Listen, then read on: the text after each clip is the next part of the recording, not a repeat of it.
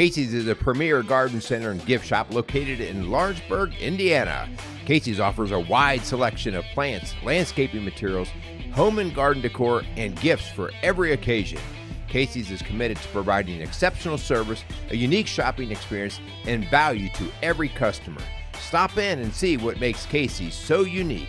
Located at 21481 State Line Road, Lawrenceburg, Indiana, or call 812-537-3800. Let Casey's help you add beauty to your home. Welcome to Strong Dads. Hey, this is Merle Hutchinson, and once again, I'm flying solo because Kyle was a wuss and he couldn't make it here tonight. So, Kyle, I hope you're being all right, buddy. Just teasing you, Kyle. We're Strong Dads here, and I've actually got your replacement. I don't know if you guys remember that commercial about one of those accountant services that we hire the replacement. And so, Kyle, I got your replacement over here. He's much better looking. He's a whole lot stronger and much bigger. Matt Friend, welcome to the Strong Dad Show. Matt, how you doing? Doing well, Merle. Thanks for having me. Yeah, good to have you on here. So I have Matt on today because we are going to talk a little bit about sort of the origins of Strong Dads in terms of how it came in my mind and what prompted me to invite Matt on because of a little bit of his journey. So Matt's a real life dude and just doing life. How old are you now, Matt? 31. 31. Yeah. So we go back a little bit. So I have a son that's 31 years old who was in your grade, went through elementary school with you. Yep. And I coached your soccer team together when you guys were a bunch of knuckleheads. That's right. You were a big kid then, too. Yes, I remember sir. You running just like plowing kids over. And Just uncoordinated. Those were some good days. Yeah. But then you came up through the schooling, you know, that actually the school I worked at and everything, and you were always a good kid there and just one of the guys. I don't know about good, but well, I think I've spent more time in the detention and the principal's office. It wasn't too, you didn't wear it out too bad. Some of those kids are etched in my memory. You're not one of them. Okay. So. But I think knowing that you were there and our families knew each other, I was like, yeah, I don't want to see him. Yeah, no. yeah. That may have helped. So, but then we got into high school. I know you wrestled for a year or two in high school, didn't you? Yeah, freshman year. Yeah, and you were a heck of a wrestler for a guy who was young and everything. And I was hoping you were going to stay right with it because I was working with a wrestling team and stuff, and you just had a lot of natural gift, and just strong, and you were a big guy. Yeah. Even then, it's like, man, you're going to be that heavyweight who's also can carry it. But then you got out of the wrestling and got into more of the football scene. Yes, sir. And so that's kind of when I lost touch with you, more on a no day-to-day kind of basis. Yeah. So anyway, we're going to kind of pick up from there and get Matt's story and talk a little bit about where he's at today and just what has been his story. Let me thank a few sponsors here, and then we'll get rolling.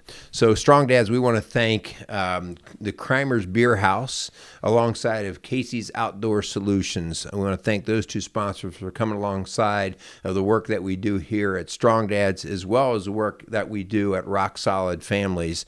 Thanks to those guys who give us an opportunity to put out a message, to challenge men, and to grow healthy, strong families, and to do that by honoring God in our work. So we want to thank those guys. If you get a chance, check out Kramer's Beer House, located down on 128, or for any landscaping need, check out Casey's Outdoor Solutions outside of Bright, Indiana. Okay, so I just gave a little bit of background, and before we hit the play button, I shared a little bit with you about what piqued my interest with you about getting reconnected with you. Yeah. Okay. I shared the story that when I was in my early 30s and I started to counsel at an elementary school, which was just strange. You don't see too many men counseling at an elementary school, but I'd already counseled at the high school level, and I was frustrated because all I was doing was shuffling papers. And I was like, what kind of influence is this? Like anyone can shuffle papers. Yeah. And I had another friend say, man, before you get out of counseling in the school level, you ought to try the elementary because you actually get to work with families. And it never even occurred to me. But then an opening came in my own son's school. And so that's where I'm like, well, okay, I'll throw my name in the ring. And I ended up getting that job. And it took about 6 months for me to realize, like, wow, I'm working with families. Because at that time, young parents are still very eager to ask for help. Okay. By the time they're in the high school level, they just want to get their kid through school. Yeah. At the elementary level, there's so much discovery of, well, who is my kid? Right. You know, everything from learning disabilities to behavior problems to all these things. Yeah. And so I was digging in deep and enjoying that learning process. But I've mentioned many times on the show that it's also where I developed an angry passion. Right. And it's an angry passion directed towards men, but for men. Okay. And because here I was of the same age as a lot of those dads, which is about the age you are now. I was maybe just a couple years older than you.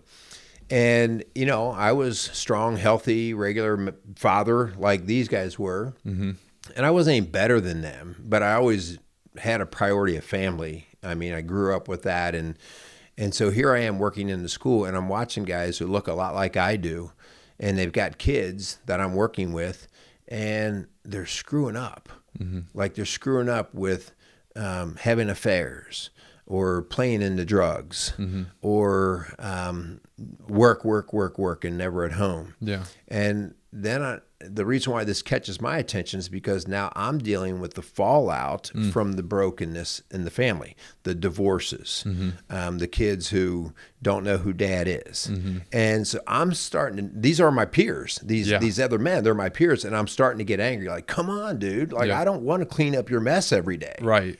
And that's where the anger came. But it wasn't like, I don't want these men around. It was like, no, I want you around. Yeah. I need you. Because I can't carry the stuff that your wife's bringing into me in terms of she's sitting in my office crying with kids. And so anyway, now I look at you. And so I'll share, and you can share as much as you want. Okay. When you came out of high school, I kind of lost touch with you. Okay. I knew you were a big guy. I knew there was a little bit of a party scene going on there. Oh, yeah. Okay. And then all of a sudden I heard you had a kid. Yeah. You have a little girl. Yes. Okay. And I have to tell you, I mean, in my mind, I'm like, crap. Matt's going to fall right into that.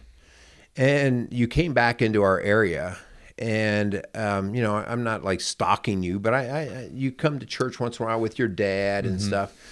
And I don't know if you remember this, but you came to one of our man events, and I was help setting some stuff up there. And you caught me in the parking lot. And that was really the first time you and I had talked in a long time. And you just started picking my brain, like everything from like what my son Nick is doing, who was a friend of yours. And you were searching. I could tell by the type of questions you were asking. Okay. Yeah. And everything like from career stuff and that. And I was like, you know, something's different in him. Yeah. He's searching right now. And then you started bringing your daughter to church, and I'm watching that, and I'm watching how you're interacting. I'm like, man, he is such a good dad, and man, your daughter is so cute. You need to know that. Like, you're going to have to build a fence around her like about a mile tall, because how old is she now, 6? Just turned 7. 7. June 6th. And she is just a baby doll, man. She's a cute Thank kid. you. That's the first time I've ever heard that. No, She's a cute, yeah, right. No, she's just a good, loving kid, and she's just cute. Yeah, thank you. And so then I see you getting a little bit more involved, and then I start seeing you post a lot of stuff on social media, and it's bold stuff. It's not like, hey, dude, like, see you at the Bengals game, we'll all get plowed. You know, it's stuff about God and your faith, and even the struggle in your faith. And I'm thinking, what's up with him? Yeah. That's where I'm at with you right now. Okay? That's where I'm at. And so that's what made me go, Matt, I want to talk to you. Yeah. Because something's changed, something's different. So give me some backstory. Like, what happened? You take it as far back as you want, but what happened in those later high school years where I kind of lost my touch on you? Okay. And where was your path? What happened? Well, I'll just for the viewers, just back up a little bit even before that and kind of bring them up to speed with, you know, where you left off or we left off with each other, I guess. And so I was born in Cincinnati, raised off of Royal Glen and Coleraine. And I lived there for a few years up until the point where I was going to start at Struble Elementary, and more than likely would have went up through the Coleraine school district. And so, just was running rampant at that time, just kind of in the neighborhood, made some friends and stuff like that. And parents were, amazing, and just kind of grew up in, what seemed to be, a really good upbringing, honestly, just a traditional kind of middle class upbringing. And because of their jobs at the time, so right before I was about to start school or preschool or anything like that, I think they ended up finding a place in Hidden Valley. And I think that was in 97 or 98-ish time frame. And so, of course, as a kid, I'm like, I established all these friendships, and kissing on the girl next door and doing all kinds of weird, like running behind the car, because then she'd bring her mom next door and like knock on my door and like figure, like, mom's like, what's going on? You were a player. So I guess I kind of got introduced somehow. At that time, I can't even recall or put my finger on like how that was, but clearly, obviously, I didn't really think about it like that. But from an early age, I was just started to become curious about women and experiment and stuff like that, I guess. So anyway, parents pulled us out from that area, and because of their jobs, my mom at the time worked at GE, and she was involved with some kind of like just computer programming. She was very good with that sort of thing. My dad was working for P&G, and so they ended up moving out. We had got a house in Hidden Valley, and that's where, in Lawrenceburg, Indiana. And that's where kind of I spent the next 15 years, which is where obviously I came up through Bright Elementary. Right. Then you show up as the next, because that's how I thought. I didn't really think about it like that, but because I always like look back on that, I was like, man, I really like kind of like got off on like getting in trouble, and like well, that's funny because like I do have memories of certain kids who were in trouble a lot, and you're not one of them. Yeah. I mean, maybe if I dig back in my memory, I might have seen you in trouble with me, because most of the trouble went through me. Yeah. I mean, the principal too, but I got a lot of that, and I don't see you there too much. Well, I'm not having nightmares about you. Right.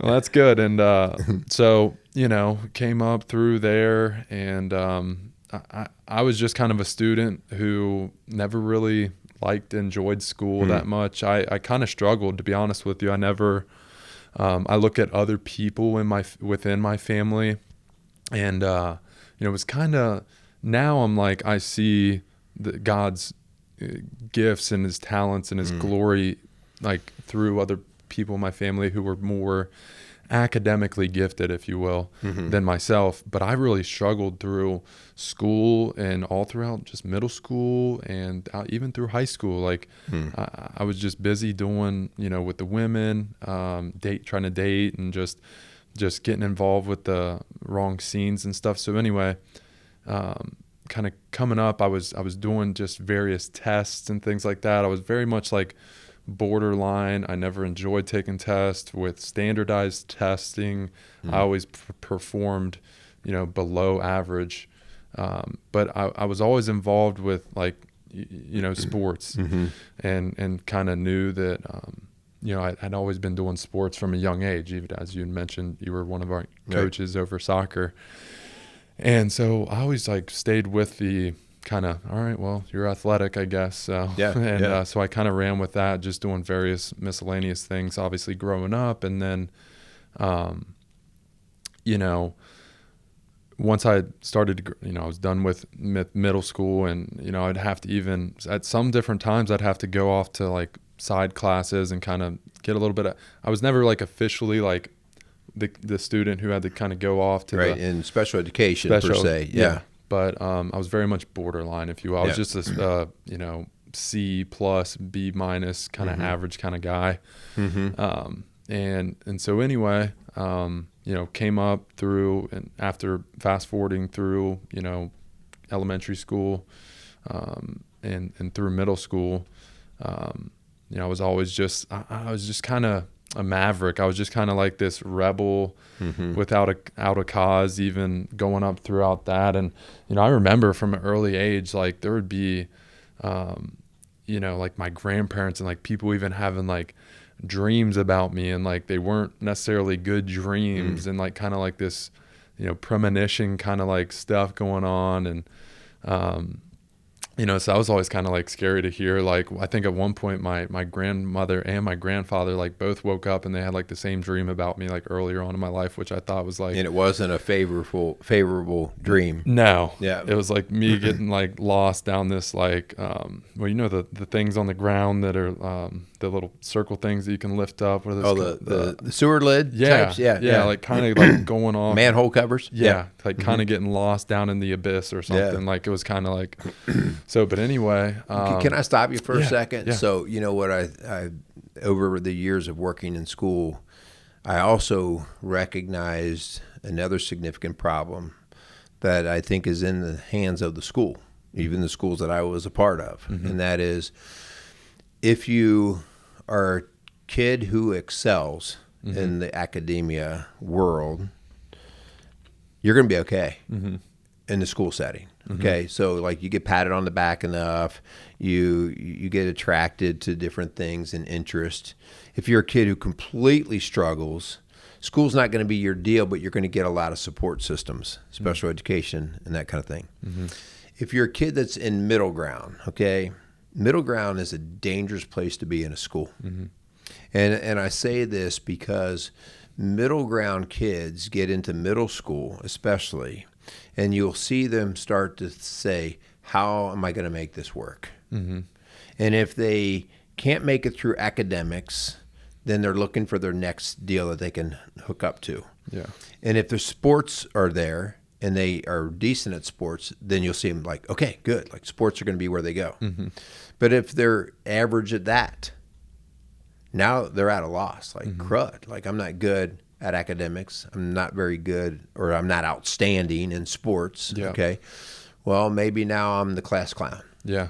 Or maybe I'm, and this is what we're seeing so much of today, which was even there, when you guys were in school, kind of the lost kids who they start to find each other and they're searching.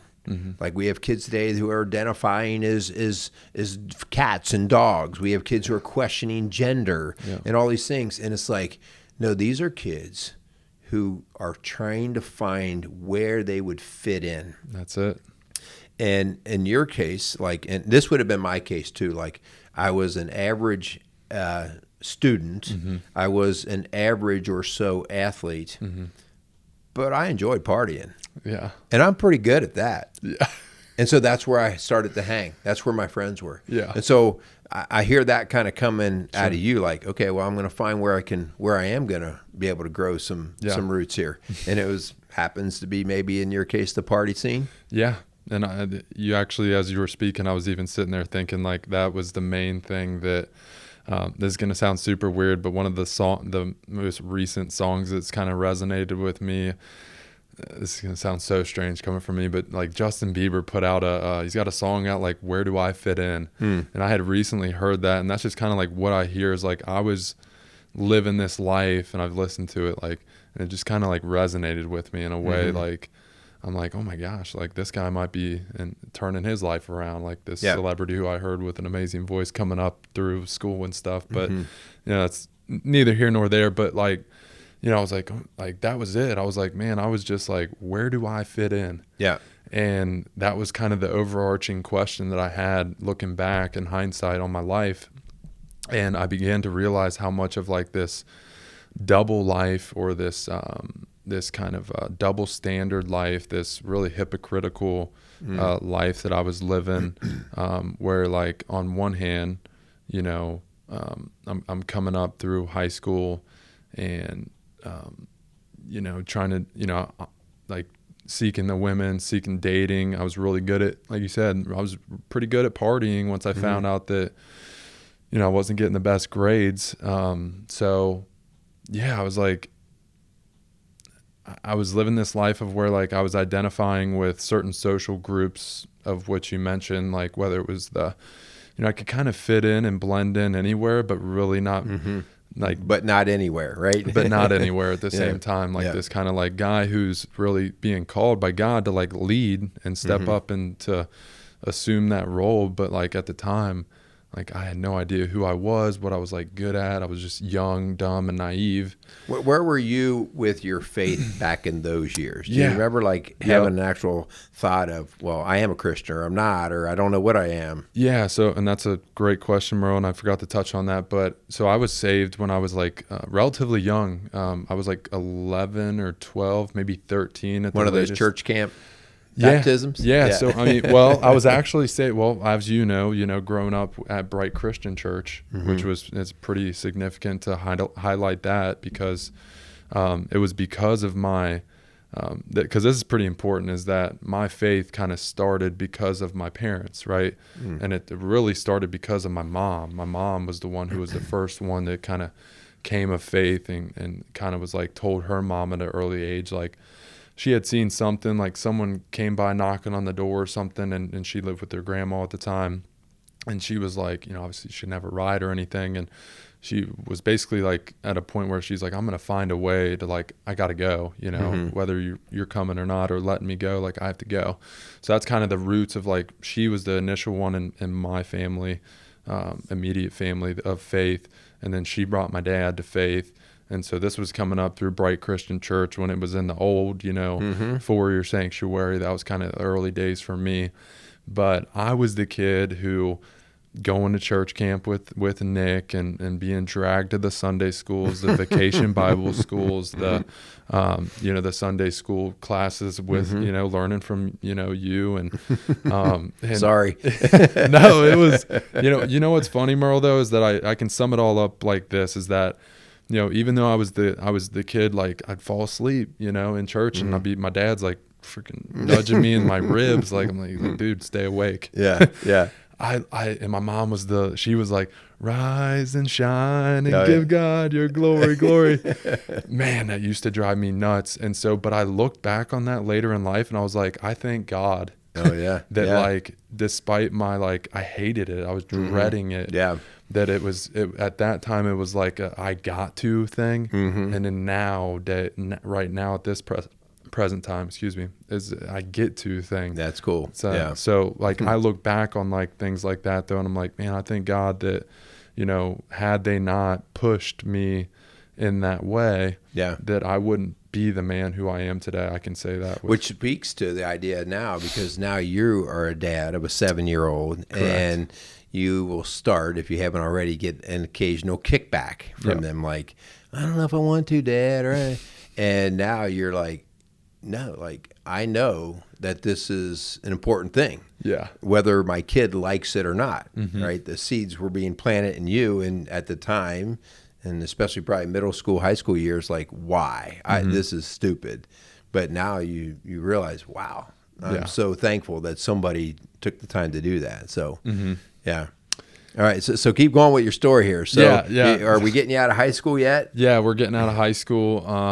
And like I said, I was introduced to like the girls at an early age, pornography at an early age, just seeking after, like trying to please the flesh. I was a super angry individual, and that kind of came out and forth through, getting in fights and spending a lot of time in the office and getting in trouble, all throughout, like you said, that just carried on through elementary into middle school and into high school. Can I tell you something? When you wrestled, you wrestled angry. Yeah, I did. And it's why you were good. Yeah. You were a freshman, and it's actually, you caught my eye back then because you were not really that angry at the elementary level that caught my eye. But by the time you came around and you were wrestling with the wrestling team, and I was kind of on that mat and around watching you guys, you maybe didn't always have all the skills, but you wrestled angry. Like you'd get pissed. Yeah. And I'd be like, You better be careful with that boy because he's Yeah. going to lose his top on you. Yeah. And so yeah, I could start to see that anger in you. Yeah, like I started to get put on to wrestling in like 7th or I think 8th grade was the first year. A lot of those guys that were all hanging out with us at the time, including Nick, was like I was just trying it out. Yeah. And then next year was high school, and so I just decided to, so into the athletic realm of like what went on during high school. I did football 4 years, and then my freshman year I wrestled. My sophomore year I switched and swam. Okay. And then my junior year, I did a little bit of track and field, and then like shot put and discus. And then senior year, I think I just played football. So I kind of got to join in, and there were so many amazing like accolades that, I got the Letterman jacket, like I'm receiving all these freaking patches from all the different sports that I'm involved in, thinking I'm the bee's knees and all that stuff. And so, yeah, all throughout this, like my pride is just super like, out, like my chest is just always walking around puffed up, but at the same time, and a lot of people don't know this about me, but because I was like one of the bigger, taller guys, when I stepped in like, freshman year into like football and in wrestling, I kind of got it a lot too, but just in general, man, it's weird to say that I feel like I was bullied a lot. And like, so I feared a lot of like, things too, but people wouldn't know about it because I would never, I'm not, That's part of the curse of being a big framed guy. Yeah. Because people right away can see you as somebody to pick on. Yeah. Right. Yeah, like, especially if they see a little weakness in you. Look, I just took on the big guy. Yeah. And I was always like, like you said, I had a freaking target on me, I felt like. And so they would kind of come after me. And, but I was like, I didn't want to fight because I was afraid that I would lose, and like that other people were like going to get involved. And I felt like I was just like the only one who had my own back sometimes. And so that kind of went on just throughout school and throughout some of the sports. And a lot of people don't know that, but I had held like moving afterwards for a long time, for years after that, just a lot of like deep bitterness, rage, anger, resentment towards these certain people, like in high school specifically.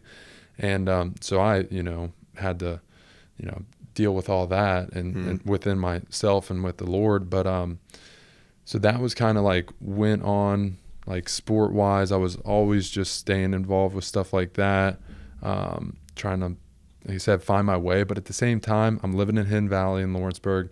And so I'm living this life where it's like, doing the games and stuff and being disciplined all throughout the week and playing the football games on Sunday, going out and winning games, but then, still involved with different social circles at school and in the Valley where I'm getting involved with like they're doing drugs, drinking alcohol. And so I come from a long line of, and I know everyone's family's kind of got a story, but just for me is like that. I always just put it like this, is that I come from a long line of alcoholics, and I started to dabble in drugs and things like that. Now it got pretty bad, and like I said, I was always looking like I graduated high school in 2009. And then from there, I just kind of wanted to stay ahead of the curve. I didn't know what I wanted to like pursue. It was funny you mentioned, when we had reconnected as of recently, I was at, those things that we were talking about were a lot of like military kind of stuff. Yeah. So from an early age, when I was graduating high school, there's a couple of my buddies that were real close to me that were joining. And again, kind of that curse of the like academic, like educational, not feeling good enough, not feeling smart enough. I kind of pursued it in a way, and like failed the ASVAB earlier on, kind of had some recruiters that I was involved with. Like I had always felt like I had this like militant mindedness to me. But I never ended up like fully pulling the trigger and like going forth with it completely. So it kind of went by the wayside, and then, that's what kind of resurfaced as of most recent, and I'll catch up to there in a second. But, so I lost my train of thought. So where did you go? Yeah. So like after those high school years. So I started at Ivy Tech. and I pretty much had all my I went for like general studies, just like, all right, Matt, like try to figure out what you want to do. And so I had all my credits done to basically get my associates, but I didn't get it because I transitioned into their, at the time, and they still have these programs to this day, but through the dean getting connected with like IU, they had developed like a business program that you like an accelerated program that you could do locally at their other, not the Riverfront campus, but the one back off of Industrial Road, to get your bachelor's degree. And so my mom had went through like their business program, and I think she still got a class. I don't know if she even ever technically finished it, but I was like, dude, I don't know what I want to do. I had like a teacher through Ivy Tech that kind of was like, we got this communications first cohort, about to start up, and so I was like, why not? I have no idea, like, what am I about to do? Like, the military thing is kind of like, it could still be a thing, but I was like, So I said yes to that, and I just applied to that, and I stayed local, which, by the way, I firmly kind of believe that at that point in time in my life, I was still partying here locally. But if I would have went up to like Bloomington or something to go to school, there's no way. And I think you would have got washed right out of there. Oh, washed out clean. Yeah. Just because I would have just been not taking it seriously and just partying my butt off. And so I went through that. I had to give up like a year worth of my Saturdays. And so it was an accelerated program, got through that, graduated. And all throughout that, I was just partying on the weekends, like, being late to class, like, missed a couple classes probably, like just struggled to like writing all the long papers and just like dreaded it. Just dreaded it. But I was like, man, all right. Like I just was such of this, like, I just kind of tried to thought I was going to just go up through this. I was like, I'm going to get my degree. And then like, that's the ticket that they tell you to like get your degree. And then that's what lands you the job. Yeah. And kind of just on this linear path of like, thinking that I'm gonna get somewhere when I get this degree, and that never really happened outside of like me. I, dabbled in a 3 to 4 years total of like a few sales positions. So I ended up getting my degree, graduated there in 2013, and then I think around that time when I was going to school, I was working at places like UPS. Even doubled down and started working at Amazon a little bit at that time. And then at UPS is where I ended up meeting my daughter's mother, currently my daughter's mother, in the midst of just, still like just being a partier and a gigolo, a partier and just chasing after women and drugs and alcohol and, all those things. So, so we ended up hanging, I ended up getting like late, I got what I wanted out of her on like the first night, just typical, just trying to fill this void really in my heart of like love, and like never could, get that. Cause like I said, I was, to go back to your question before, cause I don't think I answered it completely, but being baptized and saved, like I knew, when I was 11, 12, 13 years old, being brought up through Bright, my parents never like forced it on me to kind of do it. I was sprinkled in like a Methodist church when I first was a baby, but I was like, I knew and they knew that like we believed in like full immersion under the water. So I did that, kind of knowing enough about like there's a real God, Satan's real, like there's a real heaven, there's a real hell, and real people are going there. Yeah. And so I kind of just, I always put it like this, Merle, is that like it was kind of a fire insurance policy where like he's my savior, right? But I never made him my Lord. Yeah. Of like my life. Good point, man. And that's not an uncommon way that people approach faith. Yeah. Yeah. Just the insurance policy. That's all I need. Yeah. And I've heard it even put like this, and it's kind of resonated with me too a lot recently, is like, so many of us want the life, but we don't want the lifestyle. Yeah. And so now, like as of most recent, it's like, man, I want the lifestyle too. Like I want to live and do the things that Jesus did, like, preaching and teaching the word of God, and laying hands on the sick, and believing in like healing and just, casting out demons, or, because there's like so many people that are like something's going on there, and and it's not God. Yeah. And so anyway, so that was kind of just the origin or the birth of my faith, which wasn't really much at all. So that was just that little stagnant kind of plateau faith, nothing much at all. Like, I mean, all the way really up until my whole 20s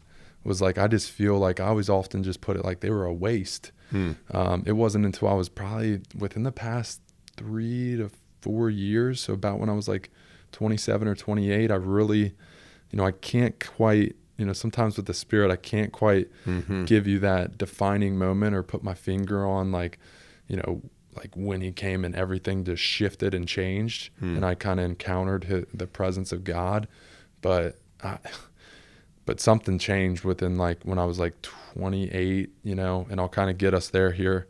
So I finished my bachelor's degree, started working some miscellaneous jobs, just sacrificing my body. Working, trying to stay. You're strong, so you can pick up boxes. Yeah. And I'm doing all these very much intensive labor jobs. And on top of that, I would always be I always just wanted to stay ahead of the curve too with lifting and working out. So I was in my mind, I was dude, whatever these other guys do, that I graduated with, I was they might be doing bigger and better things, but I'm gonna just keep working out, I guess. Right, And I've always just been a very physically active person, kind of like yourself, And so I just that's kind of where my mind goes. I think you've asked me this question before too. Is well, where does your mind, outside of Jesus or God or right? Where do you drift to? Where do you drift to? Yeah. And that's where I drifted to. And a lot of that was just, I put it like this, Merle, was just there was for the longest time when I'm going to just your commercial gyms outside of high school, was just never checking the ego at the door, just never always trying to just lift the most, or and not in a super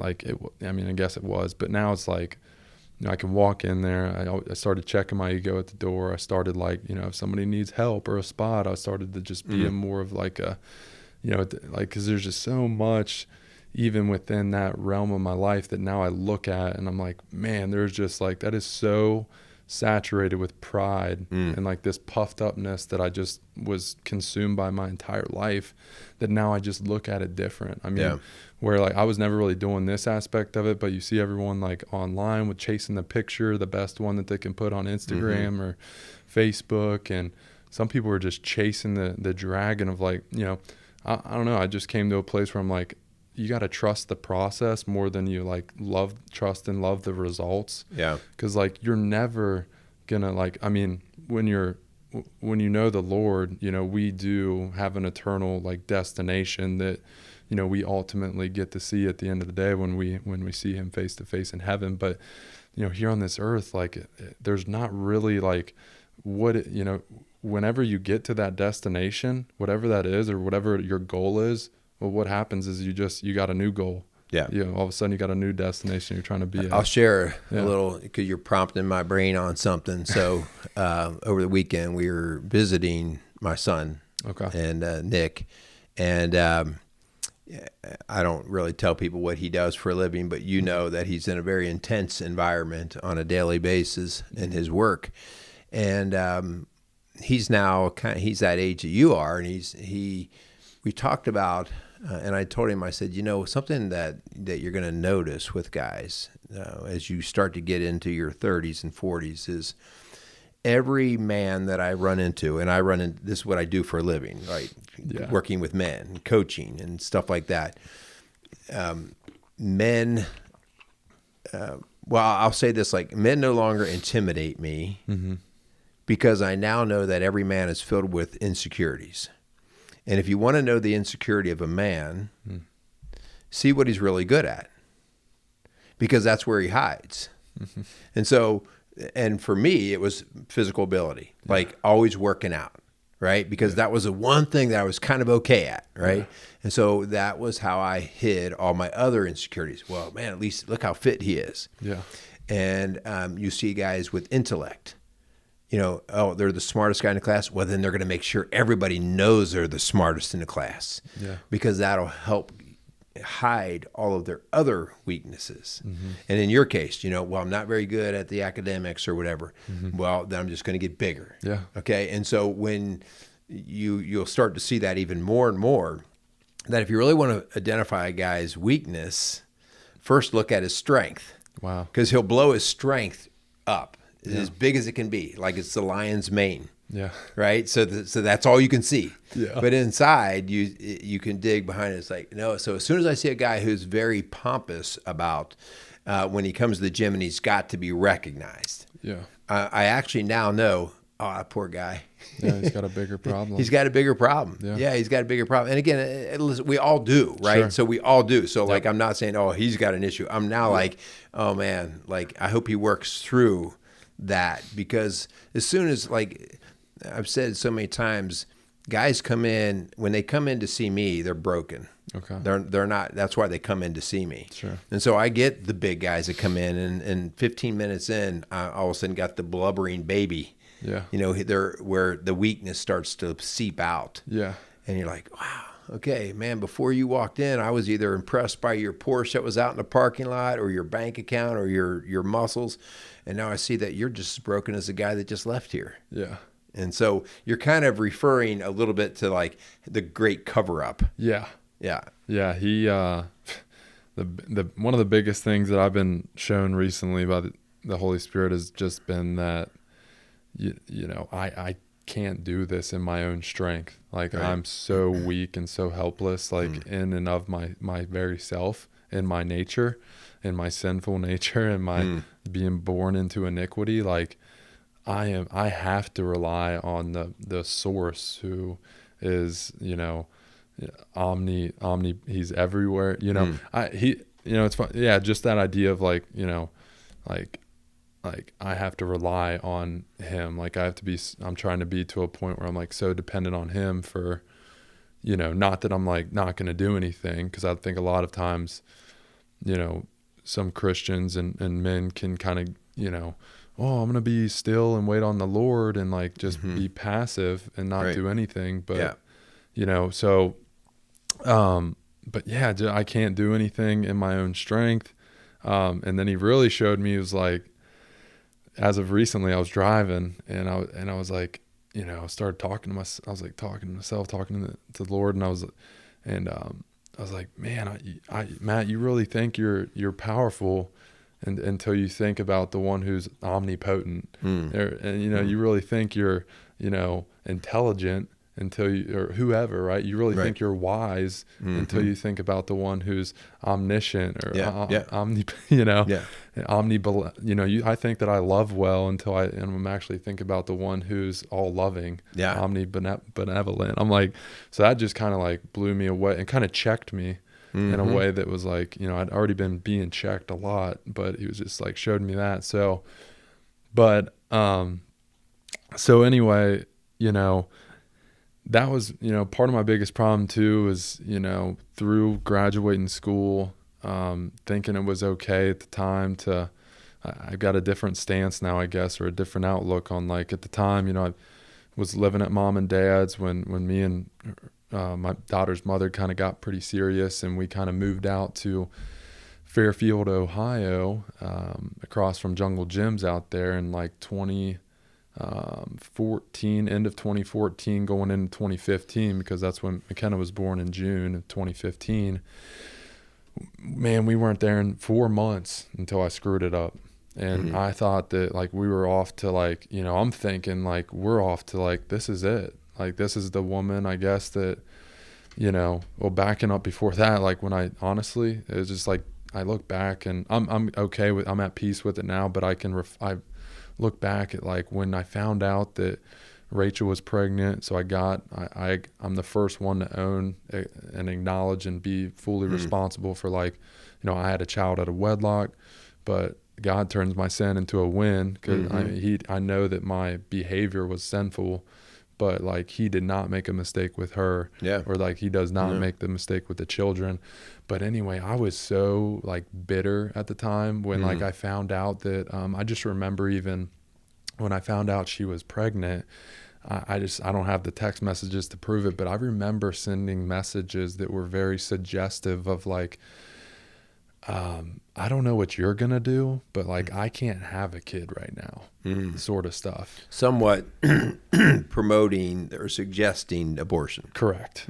And, obviously that is not what I believe in now, but it was just like blew my mind that like, and I was super bitter and like I wanted a boy so bad. Like I was like, if I'm going to be in this mess, then I at least want a boy. Yeah. Like I was so set on a boy. So now you're even picky. Yeah. I'm being picky. I'm like, well, all right, Lord, give me I messed up. You don't make a mistake with a child, but you better give me what I want. Give me what I want. Wow. Yeah. So, but even all the way through like the gender reveal thing, I just look back on that. Like my dad's there, her mom's there, and like we're doing this celebration. I just remember like, it's just so like I'm not. When you saw the pink, what did you do? Did you cringe? I was cringing. Did anybody get that on camera?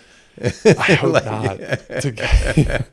It was bad. Like I just remember I just look back and I was like, man, like you only have that moment one time, and I can't go back and change time or reverse time, like But I mean, I know he used that through my ultimate story. Like I wouldn't change one component. Like what I've done, even the mess ups. And I know that's kind of a hard thing for some people to maybe grasp, but it's like not on Strong Dads. It's not, man, because that's actually, the whole idea.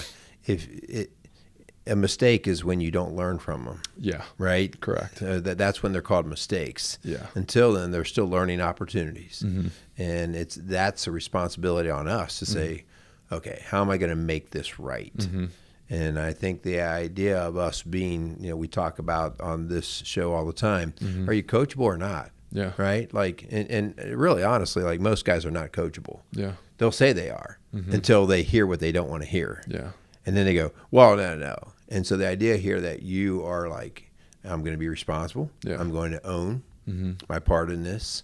And I'm going to keep learning from it. Like that doesn't allow the mistake to turn into a solid, fixed mistake. Yeah. And I want to touch on that for a second because, I'll kind of succinctly try to touch on this. But we move out to Fairfield, and I got in the most trouble I'd ever gotten in my life. So we planned a night out the week after McKenna was born, and her mom was over at our place watching our child. And let's just say, like, we went over to Jungle Jim's for a beer tasting thing. Got in like an hour early, try to come back, walk there, walk back, try to do the responsible thing, And that's when, like, I don't want to go into all the details of what happened, but, that's when I, Matt's life did a complete 180. So I was like, I went to jail, and so I did a little bit, it was in jail for a little bit.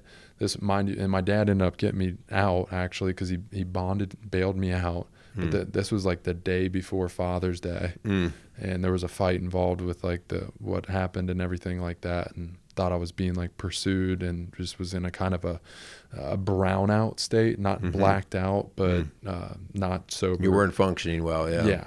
And so made some very poor choices, and that happened. I had incurred in the overall thing. I incurred like several $1,000s in legal fees that I had paid back to my dad over the course of a long period of time. And, so it's like, dude, like, I mean, that's the thing right there is like, my first Father's Day, like awesome, like great way to kind of enter into fatherhood. Right. Yeah.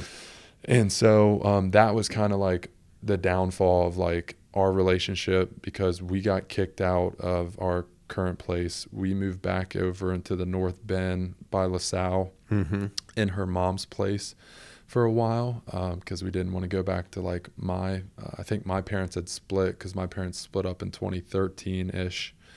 And so my mom still had the house in Hidden Valley, but we decided we went back to her mom's house. It was kind of like living with the in-laws a little bit.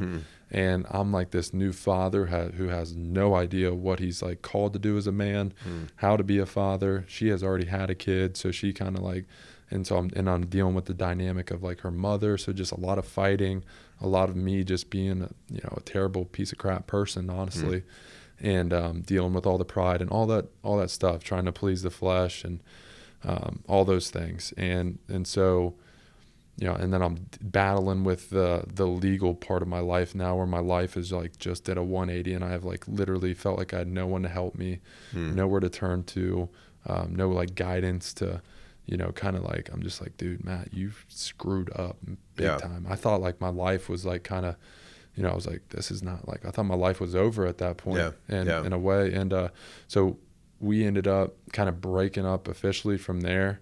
And through all that, I moved back into my mom's house in Hidden Valley that she owned at the time, and was kind of looking to get ready to sell it. My sister and her now husband were actually just living there at the time. So we had this like huge house where, we're done with me and her mom were done. So I moved back home, and I'm living there with them two at the time, just like drinking a lot, partying a lot, gaming a lot. Like I became seriously addicted to like gaming, just had like no purpose, no goals, no vision. And that was kind of the downward spiral of like me and her mom's relationship. I went through like they talk about like the 5 grieving steps of grieving. And so I'm like, during all this, I'm like trying to figure out, I'm like, do I love her because I have a child with her, or do I still love her for her? And I was like so torn internally. Like once I actually had a kid with somebody, I was like, what the heck is going on in my mind? Yeah. And so I'm wrestling with like, trying to get her back, still sleeping around kind of with her. I could tell that, and then it ended up just finally like not working out. And for a while there, but I was still like trying to chase after her. And it was just the dynamic was just super weird. Now I'm at a place where I'm like at peace. We're cool. We're cordial. We work mostly everything out, which is amazing. But, so I started living there within my mom's house. My sister and boyfriend eventually ended up getting married, moving out to Columbus. I was like, well, I got this whole huge house. Clearly I can't, my mom's giving me a heck of a deal just staying here and rent and stuff like that. I was like, I can't do this. Like I knew I couldn't just keep staying there. So I ended up coming across like a sales position at the time downtown, and I did that for like, less than maybe half a year. Just beating the streets, kind of getting my feet wet with sales, like, cold calling, knocking on doors, selling small business office supplies. Wasn't really that excited about it. Right. So through like, I'm like still like just doing all the, drinking, drug, all this stuff, just partying, whatever. So through like calling on doors, I ended up calling on a company who I ended up leaving this place, the current place I was at, for another place. And I kind of just graduated to like selling copiers and doing like business technology for companies out. I was managing out in the northeast side of Cincinnati. So like your Masons and your Loveland and all those, kind of where business is booming a little bit. And so I did that for a couple of years, still, hitting the bottle, still like just like not in a good spot, but thinking I'm okay. Like, I thought I was okay, but I really wasn't. Not following the Lord at this time at all, really. Just like living my best life is how I always put it, or so I thought. Right. And so I ended up long story short on that, they brought a girl down from Columbus at one of their other satellite offices. She kind of took over my territory. They're like, here, Matt, we're just going to give you your Southeast Indiana, like Lawrenceburg, Aurora territory. And I'm like, I have nothing against, I love this area. This is where I'm from. I love Cincinnati and just the tri-state area in general. But I was like, with little ramp up time to like get to these high quotas and these high things that they were trying to get me to achieve, that, every month it's like, it's pressure. Get the deal done. And so I ended up getting let go from there. From that point, that's where I was like started collecting unemployment because they let me go. And so I moved out of my mom's place. I'm living with my dad in Harrison. And I just became like just this complacent guy who was, milking the system off of unemployment, and finding the loopholes, my little loophole, if you will, of like, applying for jobs, but not really applying for jobs, right. and Just still making sure I'm getting my stretch out the unemployment benefits. Yeah. And I took that to the max term pretty much, was about a year. And through all that, I achieved, if I won't even phrase it like that, I almost hit 300 pounds. Oh, wow. I became extremely addicted to gaming. Like, what do you weigh right now? Right now I'm sitting at about somewhere between like 230, 240. Yeah. And you were 300 pounds. Yeah. Yeah. Just like eating out every night, fast food, the quickest thing, so I can make sure I'm like, I was eating, sleeping, breathing, just like Call of Duty, and just like, oh, wow. And it's freaking, it's just so, like, I look back on some of these things, bro, and it's just like knowing if I just, for me and for so many other guys, I'm like, man, if you just knew what the Lord has for you, like your purpose, value, like the mission, the leader that you're called to be. Like, I'm sitting here wasting my potential essentially by just gaming out, eating like crap, probably still drinking. For that was kind of the end cycle for the most part of like me drinking and stuff. When I was living with him, I wasn't doing it as much because he didn't drink that much. And it was supposed to just be like this kind of intermittent, kind of like, here's a place to stay for you, Matt. Because I'm like freaking 28 years old at this point. Yeah. And it's kind of, there's a lot of like guilt and shame kind of associated with that. And so the enemy's just clearly working all over me. Like, I've got so many probably doors open in my life through all the things that I was doing. It was just ridiculous. And so I ended up reconnecting through gaming, an old friend of mine who I graduated high school with. And so at this point, I kind of got to that point where I was like, dude, I've got to do something. And that's where I can't really put my finger on it for you, Merle. But I remember praying for, like, man, I was like, Holy Spirit, God, I was like, I need a new gust of inspiration. You need to just hit me with some wind of, like, to get a fire going up under my keister. Yeah. And I need some new motivation. And so I started to kind of gradually get back to, Whitewater Park and start working out and running. And I think around this time, like, we're, starting to enter into, I'm getting back in the gym and stuff like that. And I connected with this guy who I graduated with, and we decided he was looking for a place. I was looking for a place once I finally came to my senses at my dad's. And I was working at, I finally ended up, after unemployment, that's when I landed my job at Amazon in October of 2020. So that was right around, I think March was about the time that kind of COVID hit of that year. Right. And so then, I started like getting my life back together physically and stuff like that. COVID hits. I kind of had that mindset back, and I was like, well, dude, if I can't get into the gym, I'm going to go to like Whitewater Park and I'm going to become the best person I can at like chin-ups, pull-ups, dips, running, all that stuff. I was like, I don't need a gym. Like, I am the gym. Right. And I was like, the gym is wherever you're at kind of thing. And so I started doing that. I moved into this guy down to Aurora. We actually moved down into through one of his connections. And by the way, he's kind of, and by the way, my dad kind of like, I just seen the disappointment. Like I sensed it. And this is when I saw it, was because my friend was going through a healthy amount of issues himself, we had a daughter, we both had daughters who were of similar age. He was trying to kind of get her back into his life full time. He was also on house arrest at the time. He was also just on probation and stuff like that. So this was pretty significant because we ended up moving down and getting a place together in 2020 time frame of like August or something like that. And we ended up getting a place at the old Opera House down on 2nd Street. And we lived there in this big kind of open-ended, what's the style? Cathedral style. Yeah, kind of like open-ended, and it was huge. We were like all the way up at the top.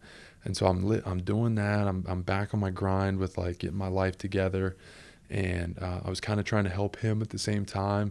But it was like, I felt like I was like trying to push a rope, where like you can't do it. Right. And so I'm trying to like, give him a hand up and try to help him a little bit.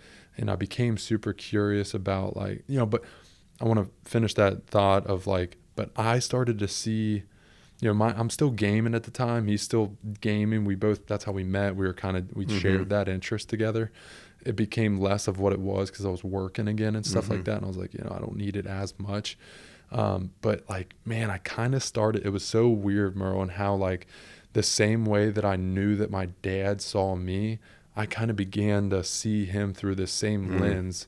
And I was like, dude, Getting disappointed with him. yeah. And I'm like, that was you, dude. And I'm like, how can you, so at that point I'm having a little more, I tried to have more grace, but it was kind of hard too, because we were kind of disagreeing on some stuff too. And it eventually ended up being to where like he couldn't keep up with the rent and stuff. And because of the, $1,200 a month for a place, when you split it, it's nice. But then when I'm incurring the whole thing, it was a little healthy for a little much for my taking, but working at Amazon at the time, trying to work my way up. But I kind of still had this like newfound inspiration of like working out, chasing after my goals, hitting the gym. I worked my way up to a process assistant at Amazon. I was working third shift at the time. And I was just, I'm reflecting back on this even right now, like and kind of how I know that it's possible. And I want to get back to a good balance of like, for now it's me, like I want to balance like the spiritual and the physical, like health stuff. Just trying to find, like, I feel like we're all trying to find this like balance, and I don't even know if it exists, but so I'm working out like after, like I'd get off of work, I'd work like midnight till like 10 in the morning and over in Hebron, and I'd go over to Florence, and I was so dedicated and committed to like working out. I started like really tracking all my progress on the MyFitnessPal, which was a free app, and I was tracking all my meals, my macros. I was steady at a 236 body weight, but I was like, man, I want to keep all this like muscle and strength that I put on, but I just want to do a gradual descent. I don't care if I don't lose anything in like a week, but like a half a pound to a pound a week. I got a scale and like weighing my food. I was just like borderline kind of becoming obsessively compulsed with it. But, and it's a whole stinking job in and of itself to try and like be on your meals and stuff like that. I know you probably know when you're trying to do it, but so I'm like, I finally achieved like 229, which was like kind of my lowest, leanest body weight. And, so I'm doing all that kind of my fitness thing. My spiritual thing started taking off. I was kind of fast forwarding from Bright, and I was, when we left Bright, it was my parents' decision to kind of funnel us to Whitewater. And I started to like, I wasn't serious at the time, but there was bits and pieces of where like I was serving back when it was at the old 4-year sanctuary, kind of fell off on that. Fast forwarded now, I started to just find God in my life again. When I was like living it, I feel like one of the big turning points was definitely living down there in Aurora, like getting on my knees, crying. Little wake up. I started to get interested in Matt, I didn't want to drop a name or anything, but nobody knows who I'm talking about probably, but just for confidentiality. But I started to see him going to these meetings like AA, NA, not Celebrate Recovery, that's where I go now, but on Sundays they would do like this challenge to change, just in their local areas. And I'm like, started to become like, in my mind, I'm like, dude, like I'm not like an alcoholic, but like it's caused a lot of like problems, more good than bad, more bad than good in my life. Yeah. And I was like kind of trying to figure this thing out with him. So in a little bit of a way of like, should I just like, do I have to like get rid of it completely? Because his thing was like, if he came and got checked up on, like knock, knock, knock, he couldn't technically have it in the house. Now, are they going to go to searching? I don't know. But like, I was still at the time kind of like, I was pretty much done with it, but not like completely done with it. To where like, I still wanted to have something. Like I was like, dude, I'm not the one on like, if I want to, I don't have a problem. Yeah. And we were super cool about it. He was even like, if you want to get your own little fridge up in your room, that's cool. He was very much trying to like be collaborative with me. Yeah. But anyway, so through that, I kind of was like, got curious. And then that's when I started to, the AA thing, I think it works. I do. I don't have anything against any of the people that, many people in my family have used it. I tried it. It didn't work for me. I really couldn't get past the, and I know a lot of the Celebrate Recovery, which is what I'm involved with now. But which, by the way, I think the answer is Jesus. Right. So AA is all about naming a superior or calling superior being. There's got to be a higher power. Yeah. But Celebrate Recovery doesn't beat around the bush in terms of what the higher power is. Yeah. It's Jesus. Yeah. Right. Like NA is more like they kind of more, they use the word spiritual. And then NA kind of does acknowledge that there is a God. And I think the roots of it are founded off of like, godly men and things like that. It was kind of founded off of that. But, some of the ways in which they kind of channel the recovery side of it is just like, go to the movies. Right. Or just something like that. Go hang out with but at the end of the day, it's like, you still got to come back. Like, this is just one example, but it's like, you got to come back from the movies and you're going to be alone at your house at some point. Right. And man, I just knew that for me, like that's the loneliness part of it was like for the women and the pornography and the masturbation and that's where I kind of picked up a lot from one of your, your guys's, that was probably the most impact, cause I was like trying to get over, I was like, dude, this porn thing is like gripping me. Like I was giving up the alcohol, but that was the one thing that was still kind of holding me down and hindering me. The enemy was. And so I ended up finally crying out to God, and I feel like He delivered me from that. And I was, but a lot of the, identifying your triggers and that you had mentioned in one of your, I just encourage people to go check out. I'll have to look up what episode that was now. Right off the hand, I can't remember the episode, but and that's a lot of Kyle's story. Kyle specifically struggled with pornography and that kind of thing. And I think kind of, what we're circling around here a lot is when you, there's, and I wish I could recall exactly what scripture it was, but when there is no vision, the people will perish. And so you'll put in a vision for the flesh, and that's where whether it's the alcohol, whether it's the pornography, whether it's the hot women, whether it's the money, you'll put in a vision to chase something, because without it, you do feel like there's no worthiness in anything that you do. Yeah.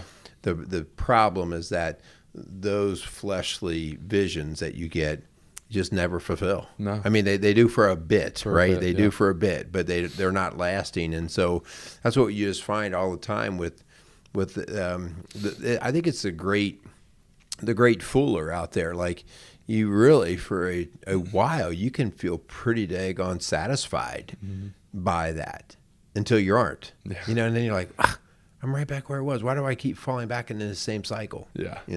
Yeah. So you're describing a whole lot of that, and that's like, okay, well, I've been basically having the vision of the flesh. Yeah. And then I pursue that vision. Yeah. Right. And so there's all kinds of talks about goal setting and all that. Well, until you get the vision for the purpose that God has in your life, until you start saying, how did God make me? What did He make me for? Can I just say something for a second? Yeah. Because you mentioned this, and I don't even know really what is on your mind with this. And we're going to start to come aware of time here, because I know we're getting along. I know you're still searching for your job, your career, your purpose. Okay. But one thing that for whatever it's worth, you have a gift for talking. You have a gift for being able to get into your heart. Most guys can't do that. You need to know that. They can't.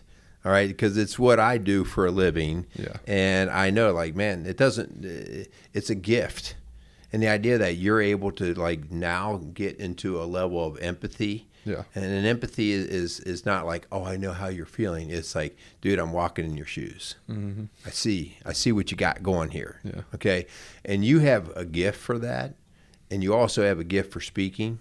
And I think, I'm not trying to be a prophet in any way, but I think you do have a purpose in you. And that's somehow, as you said, preaching, teaching, whatever it is, you've got some pretty good stuff going on there. And I don't know what that means to you, but I just want to say that so that you do something with it, right? Test it and see if there's something there. Yeah. So, Yeah, that means all a right. lot. Yeah. Well, you can just see it in you. And I think, as you talked about before, like, Mm-hmm. you know, so you're 31 years old and you could look at, man, all my 20s, I sometimes think of them as a waste. Mm-hmm. No, like that's how long it takes to mature Yeah. the heart Yeah. and the mind together. Yeah. And so you were just, that longer incubating process Yeah. of putting that together. But now it is starting to come together. Mm-hmm. And, now it's time for you to say, okay, like, yeah, identify the gifts. Mm-hmm. It is okay to say what your gifts are. A lot of people say, well, you're being pompous or you're being, no, like it's a gift. Yeah. I didn't make it for me. Yeah. Like when I score the touchdown, I don't pound my chest and give me the glory. I pound my chest and give him the glory. Amen. Right. And so you're starting to see, man, I do have some gifts. I have some gifts, the ability to talk with people, the ability to be empathetic, the ability, you share deep thoughts on when you share stuff like on Facebook and your knowledge of scripture already. And I know that you're not trained in scripture specifically, No. but you already go like into a lot of deep areas. And I read it, I'm like, I got to think about what he just wrote there. Like, that's pretty deep, And so, like, these are things that I think you should start to be seen as like, oh, okay. Yeah. Yeah, this is, not that you're great or better than anybody else. You're still being groomed in that, but, oh, maybe this is a talent that I have. So I just, I wanted to encourage you to, whether it's working in the ministry field or whether it's teaching or coaching or whatever it is, like, that's in you. Yeah, that's what I've really been trying to step into is like now that I've been, it's like it's just time, and I've been trying to step up to the plate of like now, I mean, jumping ahead just to kind of wrap things up is like, now I'm doing what God's called me to do with, as your wife had spoke to me, which I just shared on before we got started today, was to raise, there's nothing more important than raising your kids up in a godly environment. And I'm just doing that, knowing that like she's going to impact the kingdom way more than I did. And that's going to trickle over into like her other sides, her family and things like that. And I'm hoping to just like, I mean, as far as I'm concerned, like all the generational curse or anything that's like on my family, I'm telling you right now, the buck stops with me. Yeah. Because I'm not, I'm waking up. It's like, all right, there's like, I'm going to freaking war. Like, I just feel like that the Lord's just raising up right now. Just a lot of things for me is like that remnant that's going to be rising up here. And these last days of like these, and it's not going to be all Christians, but the Christians who like are, ready to, like just this idea of like, just, I want to be a spiritual sniper for God. Like just, and so I know that, I'm trying to raise her up right. I'm involved with like, if you don't know what to do, freaking go serve somebody. Yeah. And like, that's what I'm just trying, I'm serving at, and some people think I'm like, some people don't understand it, but I'm like, until the Lord tells me not to do what I'm doing, then I'm gonna keep doing it. But I'm at Whitewater, kind of serving there in the mornings, both with ushering. I serve coffee in the landing shop, and then I've had the biggest, greatest opportunity for me recently has been because I've been trying to be an obedient son to the Lord, has been like, now I have the opportunities to go up and like pray for people at the end of the service. So I do like been involved with like CR, my recovery. I'm over a year and a half now free from drugs and alcohol. Good for you, man. I really want to go about it the right way with, I desire to have a wife. I desire to have more kids. And I know that, the Lord will honor that for like his son, cause he's done it before and he'll do it for me. But I do want to do it the right way. The next time around here, whenever that kind of naturally, organically, like he reveals that to me and shows me who it is. And yeah, like just serving there. I've been just, I don't know. My mom just coined it like this a little while ago, and I thought it was kind of funny. It was just call me a holy roller to my grandmother. And I was like, I'd rather be holy rolling than just rolling. Yeah, yeah. Like and a rolling stone versus a holy roller. And that can kind of be like a double meaning there of like just wandering rolling, or just like rolling off a drug and just being gonzo.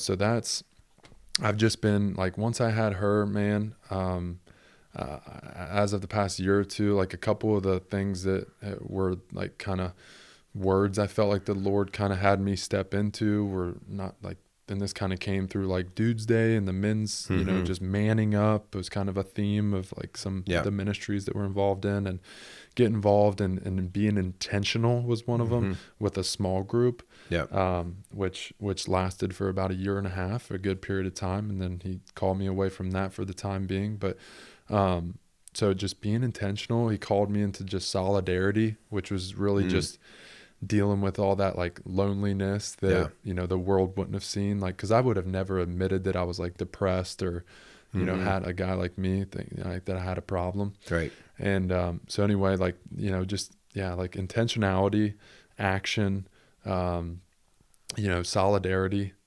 just different things like that have just been, he starts to reveal things to you when you like, I always think that the phrase is funny of like, I don't know, I guess I hear my dad say this all the time, or he would, of like, I'm not, we're not perfect, but I always like, I'm like, either like that has to finish with, but thank God there's one that was, and I'm just so thankful for that when it comes to like getting in the word and trying to stay, connected into the word, because that's really the first line of what I've realized even here, recently, is that like, if I'm not in the word and worship in the Lord, that like, that's kind of my first line of defense that the enemy wants to kind of come into. And he knows that if he can infiltrate that area of your life, then there's a pretty likely good chance that he's in some area of your life, and you might be starting to see those things kind of, and so that's, and that right now, I like I told you before, I honestly sometimes don't, because I've been told no and pushed back so much on me. I almost don't know how to deal with the yes or the favor or the blessing that I've been receiving recently. And like, I just want to like that. That's why it blesses me so much to receive that word of like empathy, because I never really like thought that a guy who's of my stature or anything like would have that. Because I always think I always tell people like this is like, in a non-arrogant, boastful way at all.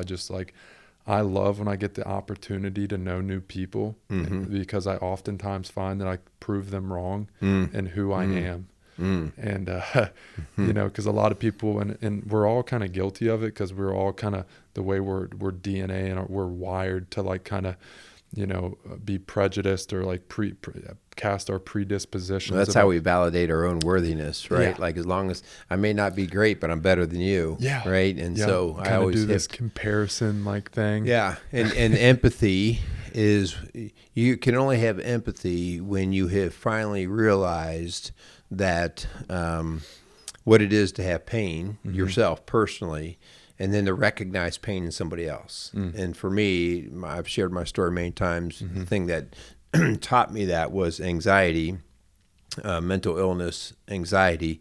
And so now God has trained my eyes to see that in other, in particular, men. And so when I see it, rather than go, suck it up, buttercup, which is still a phrase in my body, right? Like, but now it's like, oh, man, look what that dude's going through. Yeah. And so to pull that back around is really what coaching's about, right? Like, no, I'm not going to say, oh, poor guy, that's too bad. It's like, hey, guy, I see what you're going through. Now let's figure it out. Yeah. Let's get through that. Yeah. Okay. And we do want to wrap up just for the sake of our time here, but Matt, I just greatly appreciate, one, you sharing your story, but also just the journey that you continue to be on. And I guess any guy that's out there listening, I know that there's bits and pieces of your story that every guy can go, oh, that sounds like me. Okay. And I think our leave for guys listening is something along the line of, we don't quit on the journey of figuring out our purpose here. Correct. Right. And I like what you said before. Even if I don't know my purpose, I'm just going to serve. I'm going to serve like Christ did. Like if I don't know whether I'm supposed to be an astronaut or a doctor or load boxes at Amazon, I'm at least going to say, well, the first thing I need to learn to do is serve. Yeah. And from that, let everything else follow. And so you said that without me prompting you, and I was like, oh, he's on it. Yeah. He's on it right there. Yeah. So just go out and freaking love people, man. Yeah. Like it's. You got any final words? If anyone, like if this resonates with anybody, I'm pretty much can make myself available if anyone needs. Is there a way they can get in touch with you? Or I don't want to hand out your phone number if you don't want to do that, but they could always reach me at rocksolidfamilies.org. Yeah, absolutely. And then I could get them in touch with you. Yep. Or they can, I mean, for starters, just Facebook, Instagram. Okay. Pretty much just search me by name and they can find me there. That's Matt Friend. Yep.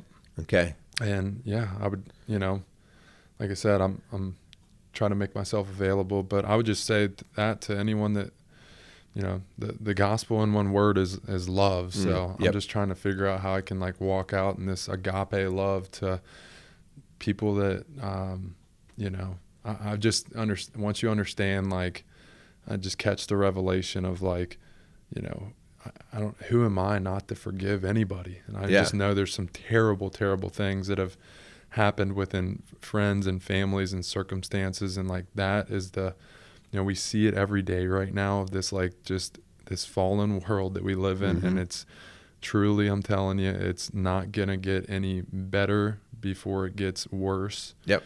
And so I would just,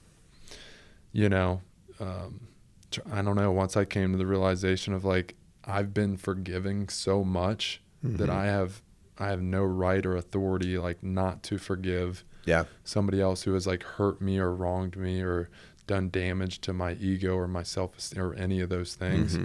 So they're all struggling with stuff too, right? They're all struggling with stuff too. And when you start to realize that, you realize that most of the time they didn't have a lot of ill intention to you. They were just trying to cover up what was in them. Yeah, just wounds and insecurities. Yeah. So I just want people to know really that, like, guys like us, and there's many of guys out there, some people just need to know that there's help available. Let's lock arms. Some people just need somebody to like talk to, vent to, have an outlet for, just get out and do something. Like, you'd be amazed of like, now it's like with the working out and stuff is like, you got to have a positive outlet like that like, for me, it's like I can get, because it's the endorphin rush the endorphins and stuff. It's it changes your mindset. We talk about that all the time. Okay. It's just like, it's a huge deal. It's why at Rock Solid Families, our building, we have our own gym.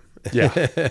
And it's because, like, I understand the value of exercise, endorphins. You have to have a way to kind of reset some of your chemistry, and working out happens to be one of the best, and that's scientifically proven, right? Yep. So, all right. So, hey, guys, if you are out there listening to Strong Dads, and if this story or parts of this story resonate with you, please do us a favor, share the story, because I mean, we're talking about just real life situations here. We're taking off the mask and really digging in deep to really what our purpose is in our walk with Christ, and understanding the gifts that we've been given, and the purpose that Matt here has stepped up and made his centerpiece right now in terms of serving God, his daughter. Like, he wants to make sure that the next generation, which is coming through his daughter, is going to have a path to Christ. And so I just want to thank you for that. But I also want to encourage these other guys out there that this is real, and this is how we get on the right path as being a strong dad. Yeah. So do us a favor, give us 5-star ratings, share the show. If there's any way or anything that you need help with, reach out at rocksolidfamilies.org. You can email me at hutch@rocksolidfamilies.org as well, and we can get you connected with Matt. So I want to thank Casey's Outdoor Solutions and Crimer's Beer House for sponsoring Strong Dads. And so all of you guys out there, go out and be a strong dad. Casey's is a premier garden center and gift shop located in Lawrenceburg, Indiana. Casey's offers a wide selection of plants, landscaping materials, home and garden decor, and gifts for every occasion. Casey's is committed to providing exceptional service, a unique shopping experience, and value to every customer. Stop in and see what makes Casey's so unique. Located at 21481 State Line Road, Lawrenceburg, Indiana, or call 812-537-3800. Let Casey's help you add beauty to your home.